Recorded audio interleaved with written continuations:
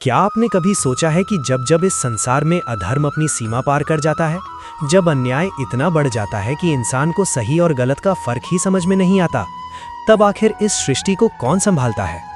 जब पृथ्वी पर संकट आता है, जब धर्म कमजोर पड़ता है और अंधकार हर दिशा में फैलने लगता है, तब एक दिव्य शक्ति जन्म लेती है जो संतुलन को फिर से स्थापित करती है। ये कहानी है उसी दिव्य शक्ति की जो समय समय पर अलग अलग रूपों में अवतरित हुई। कभी एक छोटी सी मछली बनकर सृष्टि को विनाश से बचाया, कभी कछुए का रूप लेकर समुद्र मंथन को संभाला, तो कभी आधे मनुष्य और आधे सिंह बनकर अपने भक्त की रक्षा की। ये केवल कहानियां नहीं हैं, बल्कि उन क्षणों की गाथा है जब भगवान ने स्वयं इस पृथ्वी पर जन्म लिया, धर्म की रक्षा के लिए, अधर्म के अंत के लिए और मानवता को सही मार्ग दिखाने के लिए। आइए चलते हैं उस दिव्य यात्रा पर, जहां हर अवतार एक नया संदेश लेकर आता है, एक नई शक्ति, एक नई सीख और एक नया इतिहास रचता है।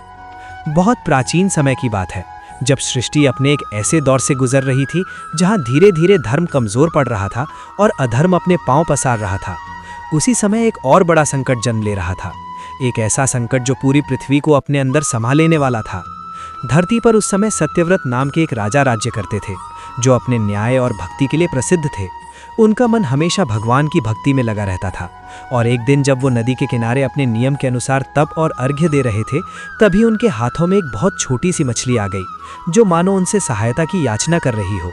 राजा का हृदय करुणा से भर उठा और उन्होंने उस मछली को अपने कमंडल में रख लिया। लेकिन समय बीतने के साथ वो मछली तेजी से बढ़ने लगी और जल्द ही वो कमंडल के लिए छोटी नहीं रही।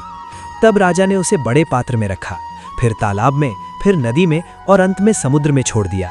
परंतु वो मछली वहां भी सामान्य नहीं रही और लगातार अपने विशाल रूप में फैलती चली गई, जिससे राजा के मन में ये स्पष्ट हो गया कि ये कोई साधारण जीव नहीं है।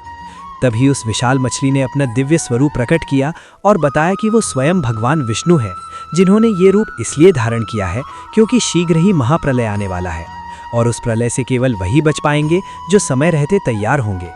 इसलिए उन्होंने सत्यव्रत को आदेश दिया कि एक विशाल नाव तैयार की जाए, जिसमें सभी जीवों के बीज, आवश्यक औषधियाँ और सप्त ऋषियों को स्थान दिया जाए, ताकि सृष्टि का क्रम आगे बढ़ सके। समय बीतता गया और वो घड़ी भी आ गई जब आकाश में काले बादल छा गए। वर्षा इतनी तीव्र हुई कि नदियाँ और समुद्र अपनी सीमाएं तोड़कर बाहर आ गए, और देखते ही देखते पूरी पृथ्वी जल में समा गई। हर दिशा में केवल पानी ही पानी दिखाई देने लगा। ऐसे समय में सत्यव्रत अपनी नाव में सप्त ऋषियों और जीवन के बीजों के साथ सुरक्षित बैठे रहे। ऐसे ही अथाह जलराशि के बीच भगवान विष्णु मत्स्य रूप में प्रकट हुए।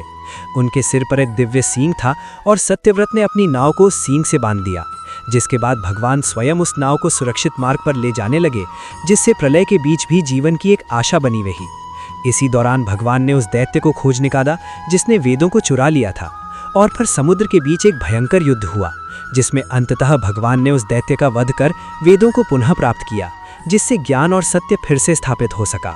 धीरे धीरे समय बदला, वर्षा थमने लगी, जल कम होने लगा और पृथ्वी पुनः प्रकट हुई, जिसके साथ ही एक नई शुरुआत का मार्ग खुल गया। सत्यव्रत ने आगे चलकर मनु के रूप में जन्म लिया और उन्हीं के माध्यम से मानव जाति का विस्तार हुआ, और इस प्रकार भगवान विष्णु का ये मत्स्य अवतार सृष्टि की रक्षा और धर्म की पुनः स्थापना का कारण बना। और यही क्रम आगे भी समय समय पर अलग अलग रूपों में चलता रहा। जब भी संसार पर संकट आया, तब तब भगवान ने किसी न किसी रूप में अवतार लेकर धर्म की स्थापना की, और इसी प्रकार समय का चक्र आगे बढ़ता रहा।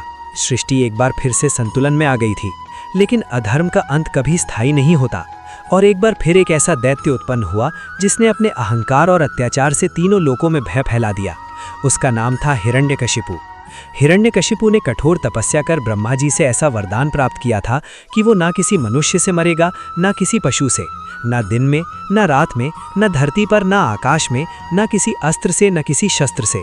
इस वरदान के कारण वो स्वयं को अजेय समझने लगा और उसने देवताओं तक को पराजित कर दिया। लेकिन उसी हिरण्यकशिपु का पुत्र प्रहलाद भगवान विष्णु का परम भक्त था, जो हर समय भगवान का नाम जपता रहता था। ये बात हिरण्यकशिपु को बिल्कुल पसंद नहीं थी, और उसने कई बार प्रहलाद को समझाने की कोशिश की, लेकिन जब वो नहीं माना तो उसने उसे मारने के कई प्रयास किए। कभी उसे विष दिया गया, कभी ऊंचाई से गिराया गया, कभी हाथियों से कुचलवाने की कोशिश की गई, लेकिन हर बार भगवान की कृपा से प्रहलाद सुरक्षित बच गया, जिससे हिरण्यकशिपु का क्रोध और भी बढ़ गया। एक दिन क्रोधित होकर हिरण्यकशिपु ने प्रहलाद से पूछा कि उसका भगवान कहाँ है। तब प्रहलाद ने उत्तर दिया कि भगवान हर जगह है। ये सुनकर हिरण्यकशिपु ने महल के एक स्तंभ की ओर इशारा किया और पूछा कि क्या तुम्हारा भगवान इसमें भी है? प्रहलाद ने बिना डरे कहा कि हाँ, भगवान इसमें भी हैं। इतना सुनते ही हिरण्यकशिपु ने उस स्तंभ पर प्रहार किया और उसी क्षण उस स्तंभ से एक भयानक और अद्भुत रूप प्रकट हुआ। वो न पूर्ण रूप से मनुष्य था और न पूर्ण रूप से पशु। वो था भगवान विष्णु का नरसिंह अवतार। नरसिंह भगवान ने संध्या समय जो न दिन था न रात हिरण्यकशिपु को अपनी गोद में उठाया, जो न धरती थी न आकाश, और अपने नाखूनों से उसका वध कर दिया, जो न अस्त्र थे न शस्त्र। इस प्रकार उन्होंने ब्रह्मा के वरदान की हर शर्त को तोड़ते हुए अधर्म का अंत किया। और इसके बाद भगवान नरसिंह का क्रोध शांत नहीं हो रहा था। तब प्रहलाद ने उनके चरणों में झुककर प्रार्थना की और अपने भक्त की भक्ति से प्रसन्न होकर भगवान शांत हुए और उसे आशीर्वाद दिया। इस प्रकार भगवान विष्णु ने नरसिंह अवतार लेकर अपने भक्त की रक्षा की और ये सिद्ध किया कि सच्ची भक्ति और विश्वास के सामने कोई भी शक्ति नहीं टिक सकती। और समय का ये क्रम आगे भी चलता रहा। जब जब अधर्म बढ़ा तब तब भगवान